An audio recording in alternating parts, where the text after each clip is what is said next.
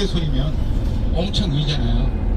그래서 이분들이 지금 파주에 있게 된 배경은 뭐냐면 여러 가지 관직을 하면서 관직 활동을 하면서 이쪽에 오셨다가 이쪽에서 돌아가시고 그러면서 이쪽에다가 묘를 쓰게 되고, 왜냐면 이쪽에다 세력을 형성하면서 많은 재산들을, 그게 뭐냐면 묘지에 가면은 사람이 죽고 나면 비를 세우잖아요. 비문을 세웁니다. 표석을 세우게 되는데 그 표석이 보통은 다 정면을 향해 있습니다. 그런데 거기는 표석들이 전부 다 정면을 바라보지 못하고 측면으로 서 있어요.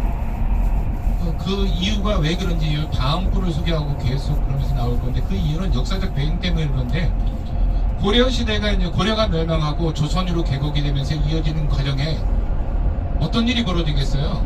그 고려 시대 때 개국공신 집안이에요.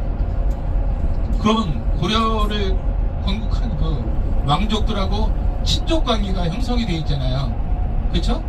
박현 이사님 먼저 마이크를 드리도록 하겠습니다.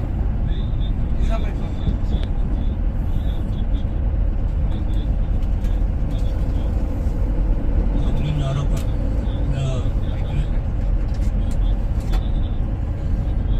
경력 여러분 감사합니다. 이 파주에 원초장을 여기 참여해줘서 대단히 감사합니다. 그리고 우리 정치내가 이 성광선이를 위해서 이렇게 그전에는 게 없었는데 성광선이가 이렇게 발전을 해서 이렇게 모든 걸 다 이렇게 잘 실현하게 해나가고 있습니다. 모든 걸 진짜 성광선이 진짜 존경하고 모든 걸 참 감사하면서 우리가 이렇게 앞으로도 더 발전하고 서로 의있게 서로 좋게 앞으로도 참 나가시면 좋겠습니다. 모든 걸 다 감사하며 좋게 알아들으시는 그러며 모든 걸, 그리고 여러분이 건강하시고 행복하시기를 바랍니다. 감사합니다. 감사합니다. 성남수 이사님 모시겠습니다. 애들은 좀 앞으로 나와서 인사했으면 좋겠어요. 이세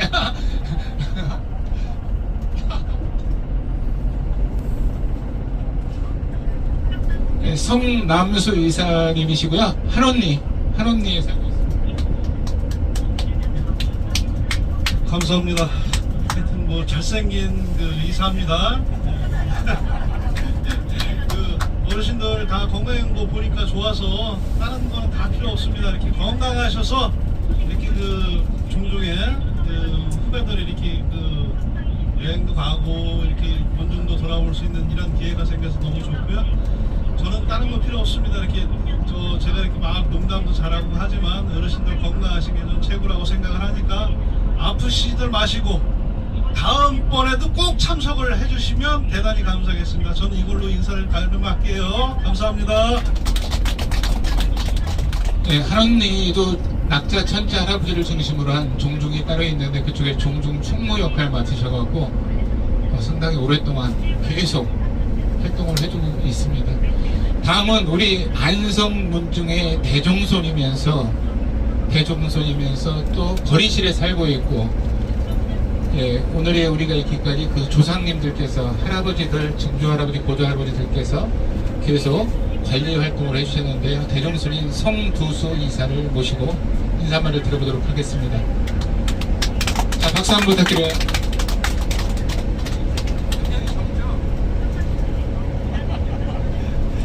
반갑습니다. 여기 뭐 그전부터도 좀 뵌 분들도 계시고 처음 뵙는 분들도 계시는데요. 우리 가족이나 그 행사 일하느라 하고 있지만 모두들 건강하셔서 앞으로도 이제 자주 뵐 수 있는 기회가 좀 있었으면 좋겠습니다. 네, 다들 건강하시고요.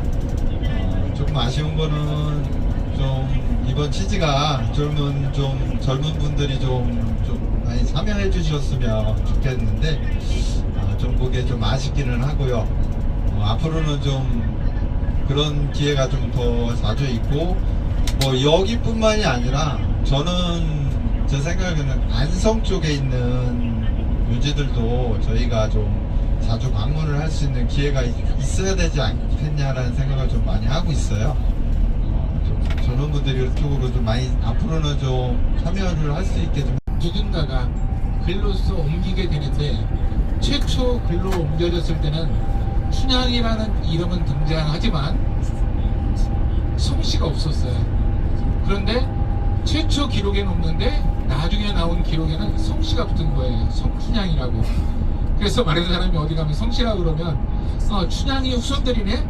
성춘향이 저기 할머니예요. 뭐 이런 이야기들을 많이 하게 되는데 여기에 대해서 또 연구하신 분이 이렇게 연구를 해보니까 춘향전에 나오는 성춘향은 이몽룡이라고 있습니다. 이몽룡. 성춘향은 성춘향이 성씨가 아닐 가능성이 굉장히 높은 것으로 이렇게 나오고요.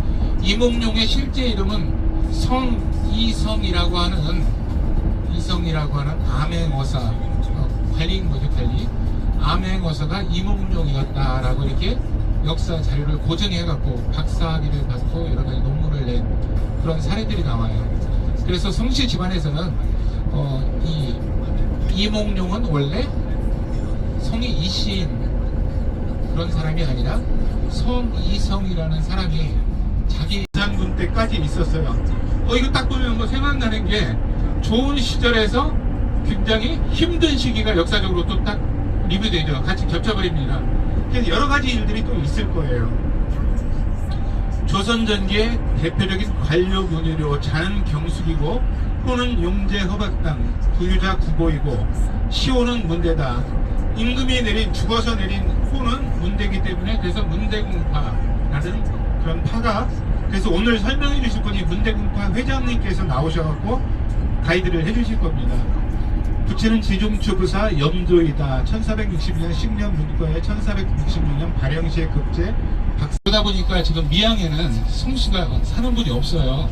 다 없고 이제 분광면하고 거래실 쪽으로 다 이전해서 이렇게 하면서 저희 문중에서 아까 저기 26세 소신 기용 할아버지가 오셨는데 기용 할아버지가 총무 종중 업무에 총무를 보실 때 이장을 해서 저희 산에 이렇게 모셔져 있습니다. 네, 그래서 그럼 저희가 26세 손인데 그럼 이분이 9세 손이면 엄청 위잖아요. 그래서 이분들이 지금 파주에 있게 된 배경은 뭐냐면 여러 가지 관직을 하면서 관직 활동을 하면서 이쪽에 오셨다가 이쪽에서 돌아가시고 그러면서 이쪽에다가 묘를 쓰게 되고 왜냐면 이쪽에다 세력을 형성하면서 많은 재산들을 그게 뭐냐면 묘지에 가면은 사람이 죽고 나면 비문을 세웁니다. 표석을 세우게 되는데 그 표석이 보통은 다 정면을 향해 있습니다. 그런데 거기는 표석들이 전부 다 정면을 바라보지 못하고 측면으로 서 있어요. 그 이유가 왜 그런지 다음 분을 소개하고 계속 그러면서 나올 건데 그 이유는 역사적 배경 때문에 그런데 고려시대가 이제 고려가 멸망하고 조선으로 개국이 되면서 이어지는 과정에 어떤 일이 벌어지겠어요? 고려시대 때 개국공신 집안이에요. 그러면 고려를 건국한 그 왕족들하고 친족 관계가 형성이 되어 있잖아요. 그렇죠?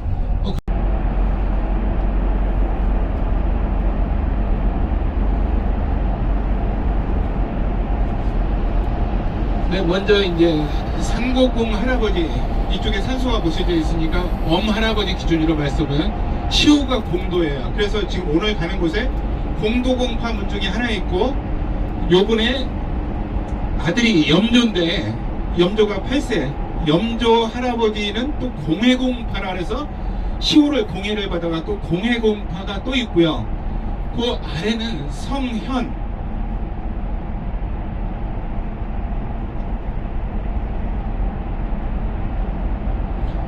네, 구세가 성현 이렇게 또 있는데 이번은 또 문대공이라고 합니다. 그래서 문대공파 문중 이렇게 돼 있고 오늘 또 만나뵐 분이 또 10세조인 성쇠창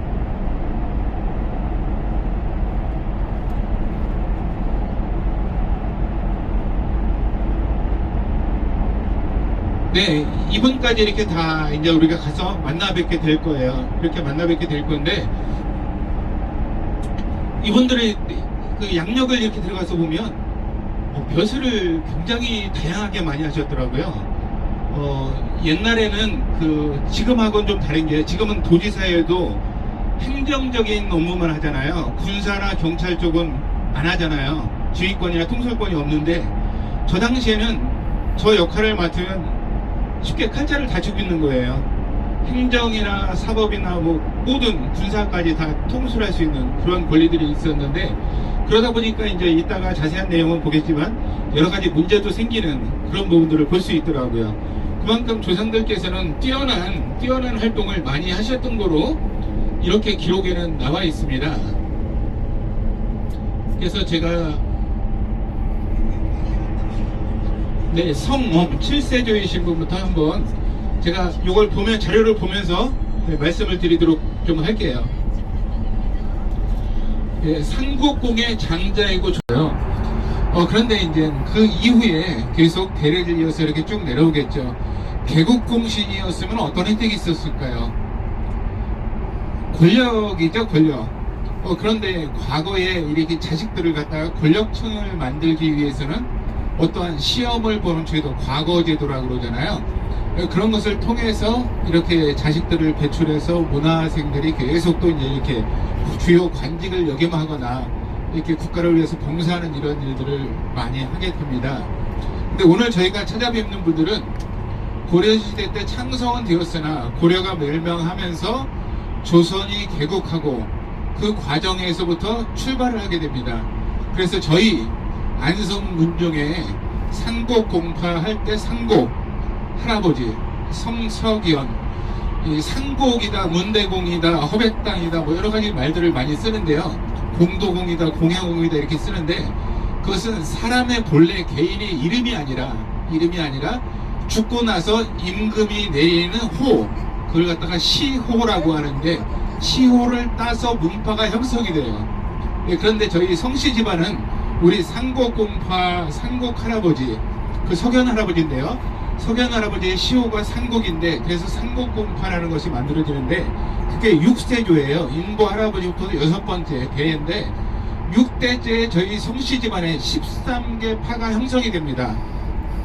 13개 파가 형성이 되는데 저희 상곡 쪽에는 어떻게 되어 있냐면 파가 4개 파가 있어요.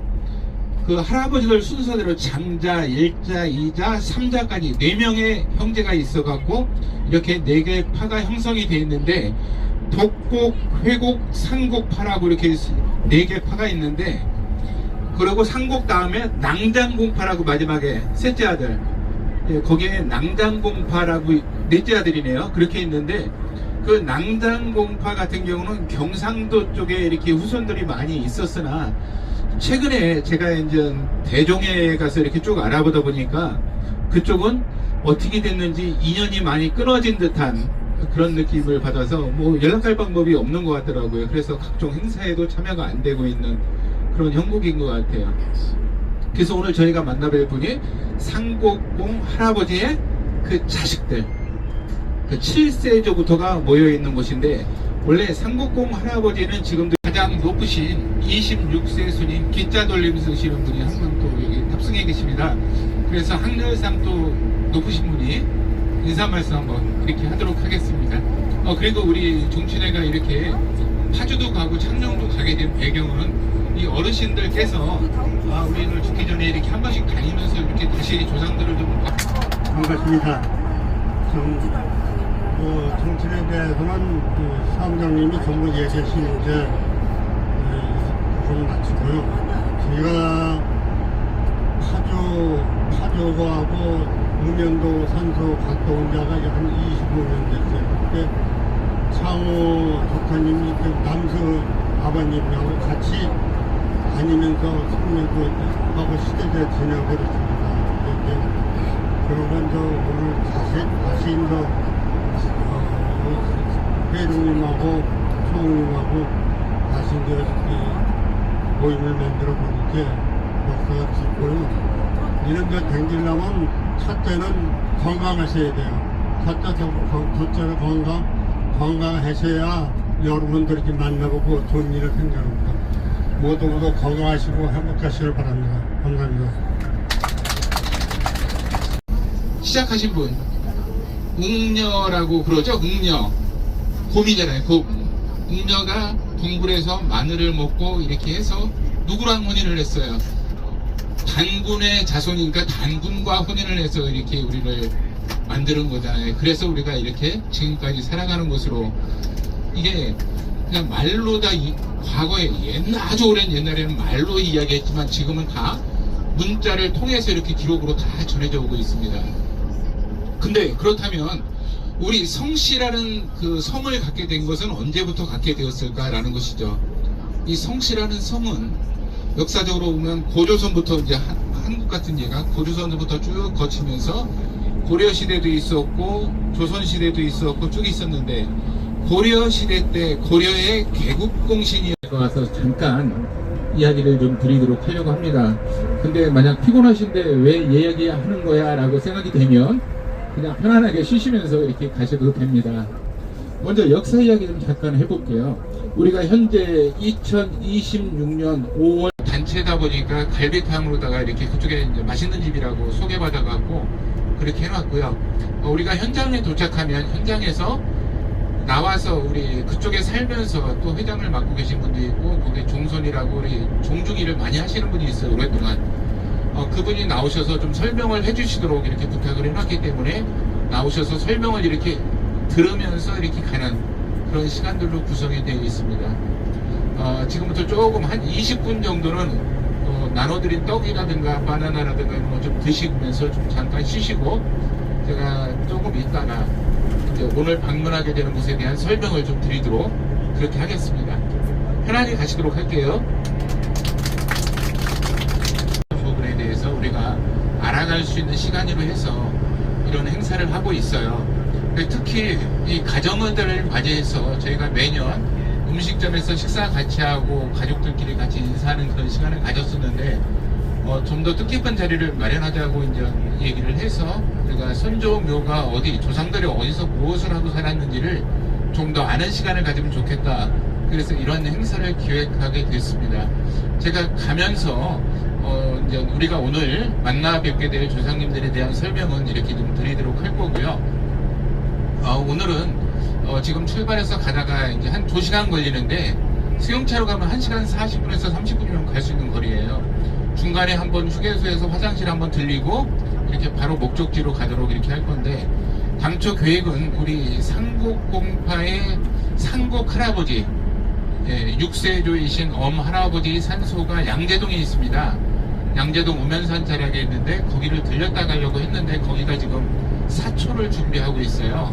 그래서 승인이 나고 그러고 나서 사초를 할 건데, 그 사초 이후에 방문하는 게 좋을 것 같아서 이번 행사 가는 곳에서 뺐습니다. 그리고 이따가 목적지에 도착하면 이제 2시간 반 뒤.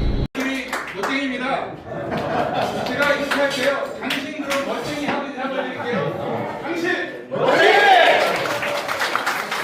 제가 사는 건 아니고요. 저희 중에서 어르신들이 다 해가지고 그러니까 이거 와주셔서 진짜 고맙습니다.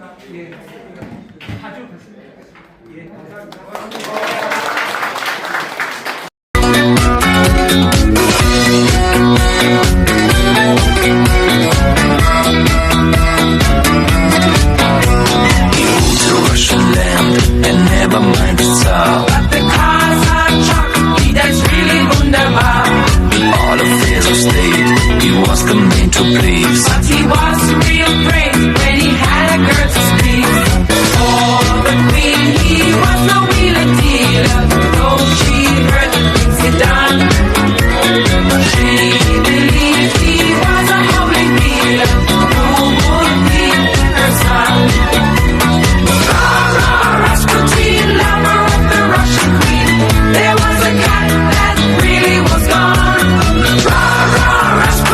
Russia's greatest love machine.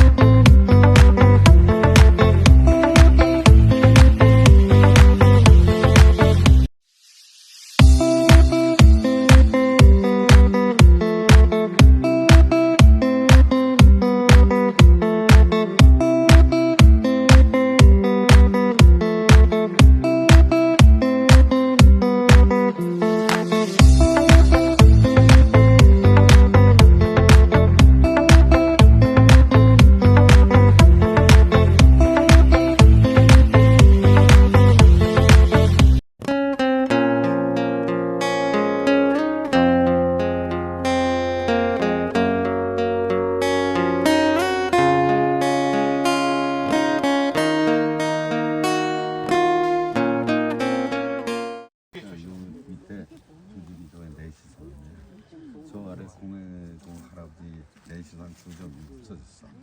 도굴도 해요. 이게 먼저 여기 파가지고 구멍을 똥멍을 파가지고 몰라. 그걸 어디다 갖다 버렸는지도 몰라. 나중에 보니까 제가 참고로 좀 말씀을 드리면 여기 비석이 이렇게 바른 방향으로 서 있잖아요. 이게 여기에다가 돌아가신 분들이 이렇게 쪽에 돌을 많이 썼는가 봐.